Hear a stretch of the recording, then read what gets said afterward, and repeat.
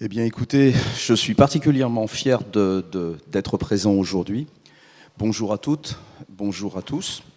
Je vais vous présenter en quelques mots, bien sûr, la Fédération nationale de l'habillement. Certains d'entre vous, je pense, la connaissent. Il n'y a pas de souci particulier. Et pour ceux qui ne la connaissent pas, je vais essayer de réparer cette erreur le plus rapidement possible.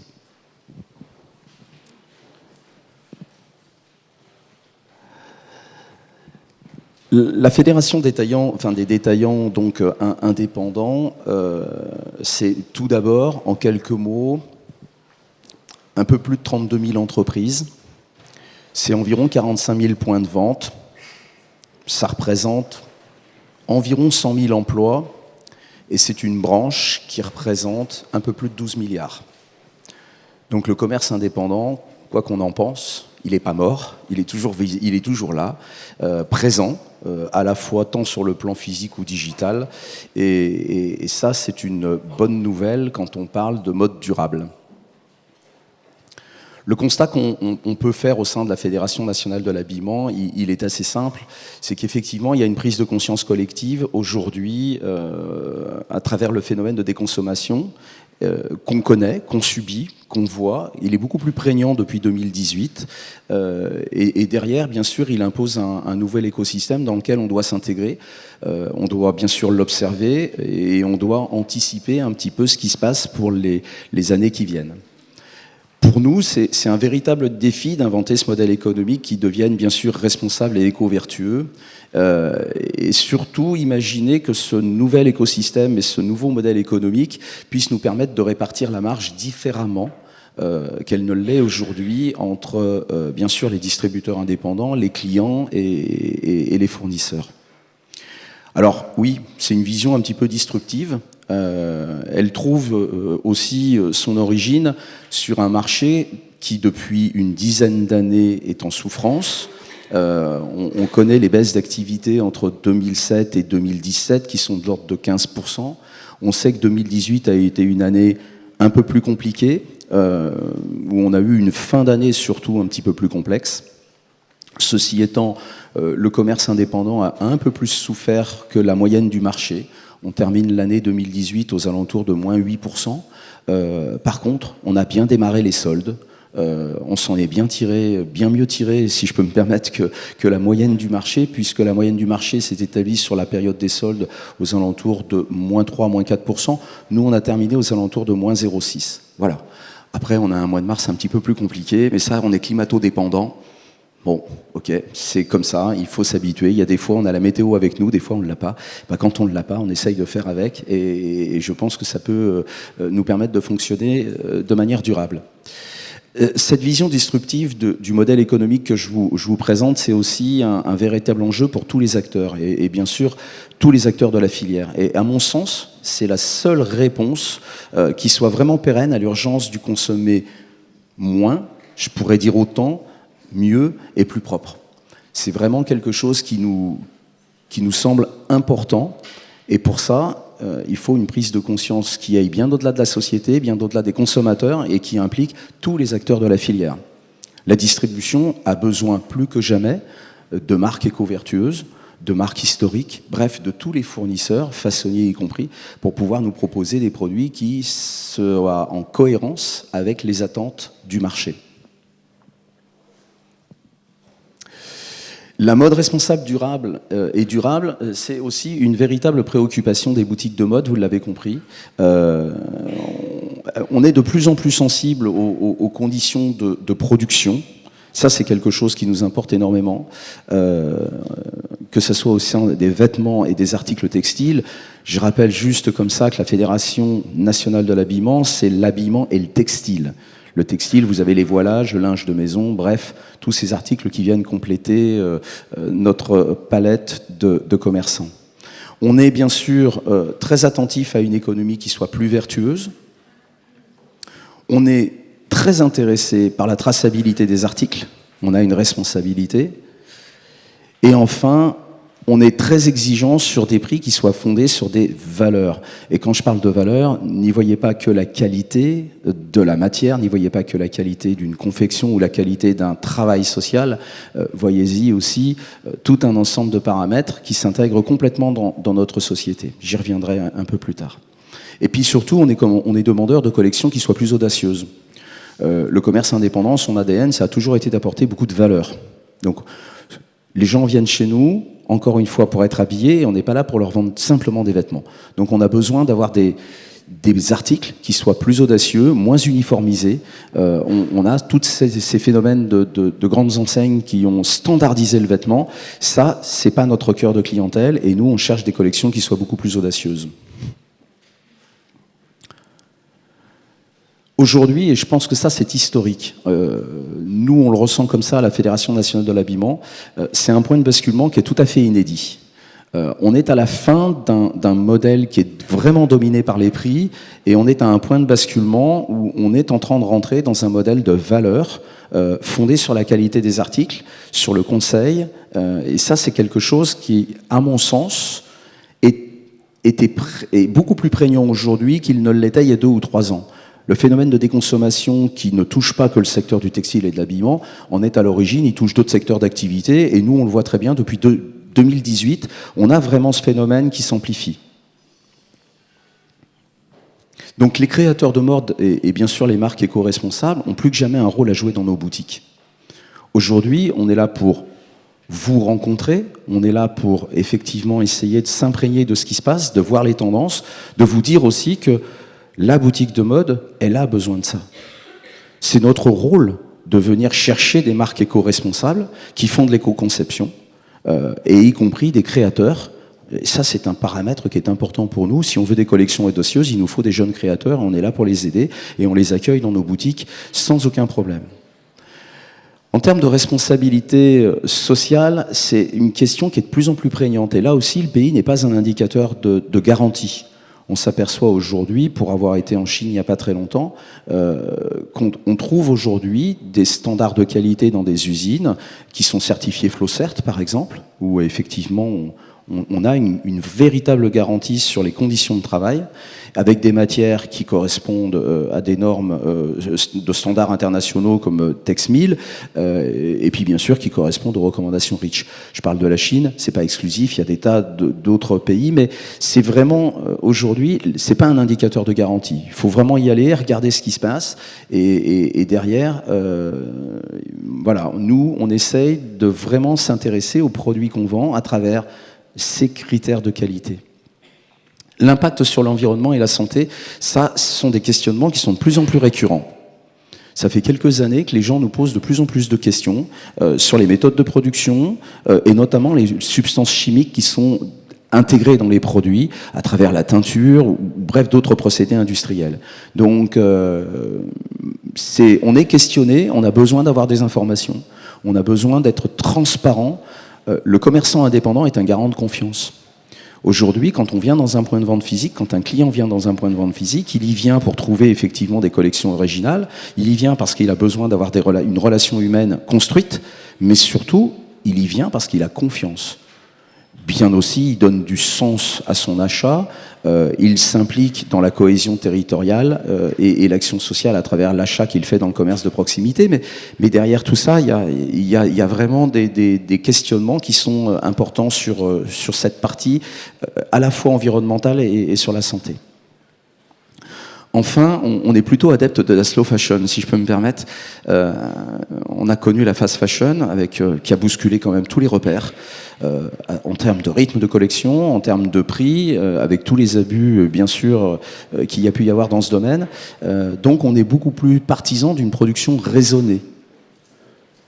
Si on écoutait certaines marques, on pourrait avoir 2 collections par mois. C'est complètement fou. C'est complètement contraire au phénomène de saison.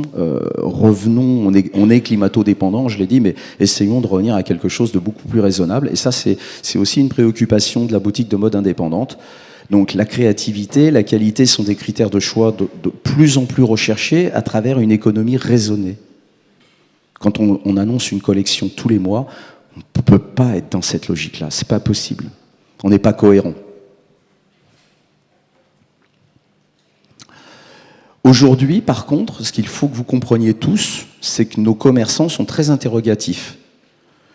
Ils sont désarmés, voire effrayés par des choses qu'ils voient arriver, comme le upcycling. C'est quelque chose qu'ils appréhendent moins bien. Oui, bon, ça va. La seconde main, c'est aussi quelque chose... ils n'étaient pas habitués. Ils voient ça arriver, ils se posent la question de savoir effectivement est-ce que c'est bien cohérent de vendre un produit neuf et ensuite peut-être de vendre un produit d'occasion. Donc ils veulent savoir un petit peu, ils veulent en savoir plus. Et puis le recyclage d'une manière générale. Et là, à ce titre, j'aborderai un petit peu, puisqu'on est, la FNH est membre cofondateur de l'organisme EcoTLC, j'en suis moi-même administrateur, et c'est vraiment quelque chose que je vis au quotidien dans les conseils d'administration. Donc le recyclage nous importe énormément sous toutes ses formes. Bien sûr, on a tout à y gagner.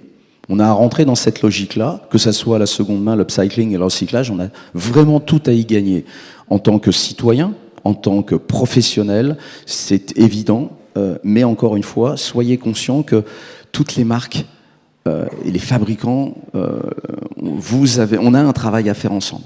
Ces boutiques de mode, indépendantes, elles sont encore une fois attentives. Elles ont besoin d'être rassurées, elles ont besoin de mieux comprendre ces phénomènes, et nous, la fédération, bien sûr, on est là aussi pour les accompagner dans ce domaine. L'enjeu, il est donc fondamental pour ma fédération, bien évidemment, de façon à leur faire comprendre comment ça pourrait fonctionner et quelles sont ces nouvelles façons de faire du commerce, d'amener du flux, de donner, grâce à l'upcycling peut-être, la possibilité à des jeunes créateurs de pouvoir développer de nouveaux produits que nous-mêmes nous pourrons vendre, de pouvoir effectivement reprendre des articles de très belle qualité, et parce que certains consommateurs ne veulent pas les garder et on peut à ce moment-là les reprendre et les mettre en seconde main. Et puis le recyclage final, qui n'est pas simplement d'aller mettre le produit en décharge, mais de pouvoir le recycler dans sa filière d'origine. Et ça, c'est très important. On en revient là à l'éco-conception. Les atouts de toutes les boutiques de mode indépendantes, ils sont vraiment nombreux. Je crois qu'il faut vraiment que vous en ayez tous conscience. D'abord, il y a une parfaite connaissance des produits. C'est dans l'ADN du commerçant indépendant depuis toujours. Que ce soit à travers les matières premières, les coupes, il y a une connaissance vraiment très importante du commerce de détail indépendant sur ces paramètres.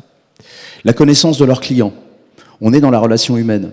On est des commerçants, on est dans la relation humaine. On est des garants de confiance et ça, ce sont des relations qu'on développe tous les jours. Moi, j'ai des boutiques, j'ai tendance à dire, parfois quand j'ai des gens qui rentrent ou j'embauche éventuellement un nouveau salarié, dire, je suis pas là pour vendre des vêtements. C'est trop facile. Moi, je suis là pour vous habiller et mon plus grand plaisir, c'est de vous voir revenir. La différence est subtile, mais croyez-moi, je la fais. Et je le vis au quotidien. Et bien souvent, quand j'ai des gens qui n'achètent pas, je leur fais découvrir une histoire, je leur fais découvrir mes points de vente, je les vois revenir, et effectivement, ils viennent s'habiller chez moi, et ensuite, j'ai une clientèle qui est vraiment fidélisée. Et après, il appartient effectivement d'avoir des relations humaines authentiques, de confiance, et le reste se fait tout seul. Bien sûr, il faut s'intégrer dans un commerce plus contemporain, avec la partie digitale, mais l'un dans l'autre, c'est l'histoire du point de vente et c'est l'histoire personnelle qui fait qu'on a créé une relation de fidélité. Le besoin de se différencier. Aujourd'hui, la mode, elle est très standardisée. La fast fashion a entretenu ça. Il y a beaucoup d'enseignes. Et effectivement, on voit un petit peu dans toutes les villes la même chose. On voit des paysages commerciaux qui sont assez uniformes. Là-dedans, oui, on se différencie. Le commerce indépendant, il est là pour apporter des collections plus audacieuses. Et ça, on a besoin d'avoir des marques qui soient plus audacieuses. Le conseil aux clients, je vous l'ai dit, quand on connaît bien les matières et qu'on est là pour habiller les gens, on va essayer d'adapter le vêtement à la morphologie des personnes. C'est vraiment quelque chose qu'on travaille au quotidien, ça fait partie de notre ADN. On n'est pas là, effectivement, pour se contenter de dire, écoutez, madame ou monsieur, ça vous va très bien, il n'y a pas de souci. Non, on sait qu'on ne le reverra pas, donc ça ne marche pas comme ça. La dynamique économique locale à laquelle il participe. Alors le commerce indépendant, naturellement, c'est un acteur historique du commerce de centre-ville, de la cohésion territoriale et de la cohésion sociale. La FNH, elle est bien placée pour en parler. Depuis 2014, on a beaucoup travaillé sur à l'époque le plan Marshall pour la revitalisation du commerce de centre-ville, qui par ailleurs d'ailleurs a donné naissance au plan Action Cœur de Ville, que certains d'entre vous connaissent peut-être, qui à 80% reprend les idées de notre plan Marshall. Et donc ça, on est très attaché à cette cohésion territoriale et sociale. Quels que soient les événements qui se passent en ce moment, où on est un peu les victimes collatérales d'un mouvement, mais à la limite, ça explique pas les tendances baissières du marché. C'est un épiphénomène qui vient cristalliser, je parle des gilets jaunes, mais c'est vraiment, c'est pas un problème en soi, c'est un problème de société. Nous, on entend, on écoute, et là-dedans, on est un peu la victime collatérale d'un système, et qu'on veut continuer à mettre en place sur vraiment, l'origine de cette fracture sociale et territoriale. Pour nous, c'est important, on en est des acteurs majeurs de cette cohésion, et là, il y a cette dynamique locale, on y participe au quotidien. Puis en plus, il y a effectivement tous les services qu'il déploie, avec une belle faute, que ce soit, je dirais, pour certains, à travers, pourquoi pas, du vêtement sur mesure, de l'essayage sur mesure, bref, il y a tout un accompagnement qui est important autour des compétences du commerce indépendant. La Fédération nationale de l'habillement, on est particulièrement actif depuis quelque temps, et en particulier depuis que je suis arrivé à la tête de la fédération le 4 décembre 2018, donc vous voyez que ça fait pas très longtemps, j'ai décidé d'aller à la rencontre des commerçants, à la manière d'un grand débat, à ma manière, elle est beaucoup plus modeste que celle de notre président, mais j'ai décidé de lancer les assises nationales de l'habillement et du textile. On a commencé le 8 avril, dernièrement j'étais à Paris, on va continuer, on va être à Bordeaux la semaine prochaine, ça va se dérouler ainsi dans pas mal de villes jusqu'à fin octobre. L'idée bien évidemment, c'est quoi l'objectif? C'est d'arriver pour fédérer, mobiliser des commerçants qui sont souvent dans un isolement assez naturel. Donc il faut les amener à se prononcer, les amener à échanger entre eux, et c'est le but, et je remercie aussi Annick Jeanne qui nous aide à essayer de les aider eux-mêmes à s'exprimer. C'est pas toujours évident. On restituera ces assises dans sa globalité, je pense, au mois de novembre. L'idée étant aussi ensuite d'aller un peu plus loin, de rencontrer des marques, des fédérations représentant des marques, mais l'amont aussi de notre filière, à travers différentes organisations, pour leur rendre compte du résultat de ces assises, de façon à ce qu'on puisse éventuellement se poser la question des bonnes pratiques mutuellement profitables dans le modèle économique dont je vous ai parlé tout à l'heure, qui est une répartition peut-être un petit peu différente des marges. Enfin, EcoTLC, je vous l'ai dit, on en est membre fondateur à la Fédération nationale de l'habillement. J'en suis moi-même administrateur. C'est important, c'est vraiment un organisme aujourd'hui qui est essentiel, qu'on doit porter et qu'on doit aussi appuyer dans le développement de nos boutiques. Donc on réfléchit à différentes solutions et on y travaille vraiment de manière de plus en plus importante. Par ailleurs, le distributeur indépendant aujourd'hui a une problématique d'ensemble, c'est un problème de marge. Tout simplement parce qu'on est dans un marché qui, aujourd'hui, j'ai eu l'occasion de le dire à plusieurs interventions, est absolument frénétique. Vous trouvez des promotions tout au long de l'année, du 1er janvier au 31 décembre. Vous trouvez des soldes qui n'en sont parfois plus, puisque les achats ont été programmés, et de toute façon, même en dernière semaine, vous trouvez 2 pièces à la taille et à la couleur dans certaines enseignes. Effectivement, ce sont des achats soldes. Donc derrière cette frénésie d'un calendrier commercial qui est quand même assez soutenu et qui est totalement mortifère, on s'aperçoit qu'aujourd'hui, tous les réseaux de distribution, de toute façon, quels qu'ils soient quasiment, digital à part, sont dans le rouge. Donc la marche, aujourd'hui, est un problème de plus en plus prégnant. On a des coûts de production, certes, qui augmentent pour la plupart des marques, et ça, c'est une évidence, donc des coûts d'achat qui augmentent. On a par ailleurs des coûts sociaux qui augmentent. On a par ailleurs aussi une fiscalité qui est de plus en plus pesante, et derrière tout ça, des enjeux de politique sociale qui sont importants à travers la formation. Et donc, nous, on doit accompagner la transition du modèle économique tout en intégrant l'environnement pour une mode durable et responsable. Donc derrière tout ça, on a besoin de marge. Donc j'ai pris la décision de créer une centrale d'achat. Je l'ai annoncé aux Assises de Paris. Je pense que ça sera réellement formalisé au mois de janvier 2020. D'ici là, on prendra quelques initiatives, mais quoi qu'il en soit, on a vraiment l'idée d'aller beaucoup plus loin, de fédérer nos adhérents en globalisant des achats et en leur apportant des conditions, bien sûr, plus intéressantes. Cette centrale d'achat, elle n'aura qu'un critère. La qualité, la qualité, la qualité. Je fais un peu un plagiat sur l'emplacement. L'emplacement, ça c'est quelque chose qu'on connaît bien chez les commerçants. On nous demande toujours comment vous avez réussi et comment ça se passe bien. Ben oui, ben c'est l'emplacement, l'emplacement, l'emplacement. La qualité, la qualité, la qualité. La qualité de la confection, certifiée. La qualité des matières, certifiée. La qualité sociale, certifiée.